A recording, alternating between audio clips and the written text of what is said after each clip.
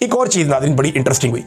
एक तरफ 3 मरतबा की वज़ीर आज़म की बेटी थी जिसने मुखालिफिन को दबाने के लिए, सियासी मुखालिफिन है, उन्होंने इलेक्शन ही लड़ना था, हर गैर जमहूरी हथकंडा, हर गैर जमहूरी हरबा उन्होंने इस्तेमाल किया और कोई तरीका उन्होंने नहीं छोड़ा जिससे अपने मुखालिफिन को ना दबाया हो।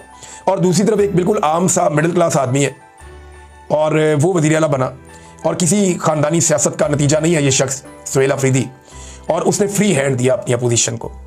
अब इसमें जनाब सुहेल अफरीदी का एक स्टेटमेंट भी है कि हरीपुर इलेक्शन में नून लीग के रहनुमाओं ने मुझ पर ज़ाती हमले किए, गालियां दी, लेकिन मैंने किसी के खिलाफ कोई कार्रवाई नहीं की क्योंकि खैबर पख्तूनख्वा में जमहूरियत है, आज़ादी है।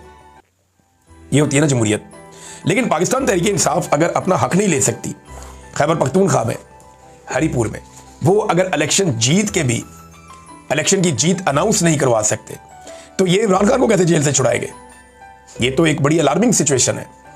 यानी मैं एक अगर न्यूट्रल तज्जिया आप इसका करें कि खैबर पख्तूनख्वा का एक ज़िला है, वहाँ पे एक इलेक्शन हो रहा है एक तहसील में, और उस इलेक्शन में खैबर पख्तूनख्वा की हुकूमत का उम्मीदवार जीत भी रहा है, लेकिन वहाँ पे सिस्टम जो है वो जो उसी सूबे में काम करने वाला सिस्टम है, आरओ भी वहीं का, प्रिजाइडिंग ऑफिसर भी वहीं पे, और वो 2 नंबरी करके उन्हें हरा देते हैं जीतने वाले को और हारने वाले को जिता देते हैं।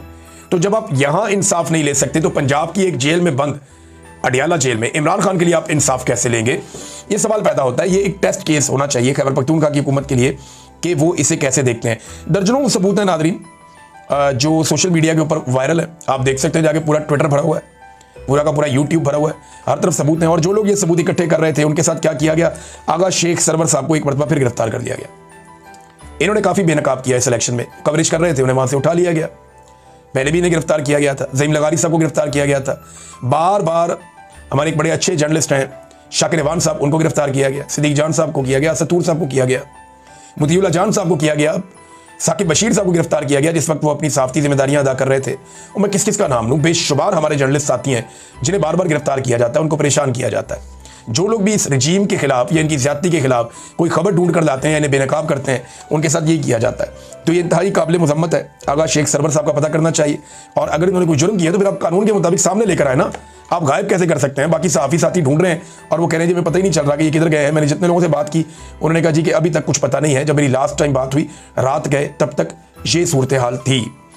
अब नादरीन एक और मैं आपके साथ खबर शेयर करता हूँ। यूसुफ रजा गिलानी साहब ने एक बात कंफर्म की है कि ये जो पावर शेयरिंग का एक फार्मूला था पीपल्स पार्टी और पीएमएलएन के बीच में, इस फार्मूले के मुताबिक अगस्त 2026 तक, यानी अब जो साल शुरू होने लगा, इसके अगस्त तक शहबाज शरीफ ने वजीर आजम रहना था और उसके बाद बिलावल ने वजीर आजम बन जाना था, जबकि स्पीकर भी आधे आधे टाइम के लिए, चेयरमैन सेनेट भी आधे आधे टाइम के लिए।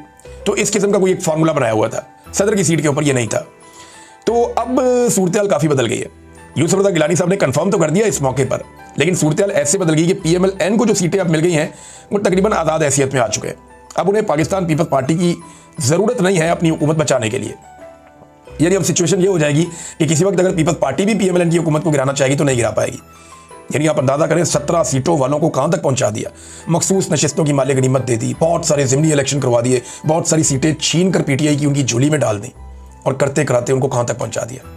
ये नादरीन पाकिस्तान की मिलिट्री एस्टेब्लिशमेंट ने पाकिस्तानियों के साथ ज्यादती की है, और ये जुल्म जो है वो तारीख के अंदर लिखा जाएगा। ये वक्त तो गुजर जाएगा लेकिन ये चीज़ें लोगों को याद रहेगी। राजा परवेज अशरफ साहब ने नादरीन एक दावा किया है, दावा मैं आपके सामने रखता हूँ। वो ये कह रहे हैं कि जब सदर मुमलिकत आसिफ अली जरदारी साहब का टेन्योर पूरा हो जाएगा ना तो उनका इस्तिस्ना खत्म हो जाएगा। देखिए ये वाला इस्तिस्ना तो सदर को हमेशा से था, तो फिर आईनी तरमीम की ज़रूरत क्या थी? सुप्रीम कमांडर फोर्सेस के तो सदर पाकिस्तान है ना, आसिफ अली जरदारी। अब बेशक फॉर्म 47 है लेकिन सदर तो है ना इस वक्त। तो ये वाला इस्तिस्ना तो सदर को हमेशा से था कि जब तक वो सीट पे रहेगा तब तक उसे इस्तिस्ना इम्यूनिटी है, उसके ऊपर कोई केस बन नहीं सकता, कोई अदालत बुला नहीं सकती। ये जो ताहयात वाला मामला इसके ऊपर तनकीद हो रही थी, लेकिन यहां पे राजा परवेज अशरफ साहब इससे मुकर गए। तो फिर क्या फील्ड मार्शल अकेले बेनिफिशरी हैं इस मामले के? क्योंकि उनका ओहदा भी ताहयात है और जब तक वो फील्ड मार्शल के ओहदे पर हैं तब तक उनके साथ ये इस्तिस्ना चलेगा। और फील्ड मार्शल के ओहदे से हटाने के लिए कम से कम 2/3 अक्सरियत चाहिए होगी, और अगर 2/3 अक्सरियत आपके पास नहीं भी है, आप उनको हटाना चाहते हैं, तो जैसे सदर को मुआखजा करके या इंपीचमेंट करके हटाया जाता है वो तरीका है जिससे हटाया जाए। तो नाज़रीन राजा परवेज अशरफ साहब का भी स्टेटमेंट आपके सामने रखा।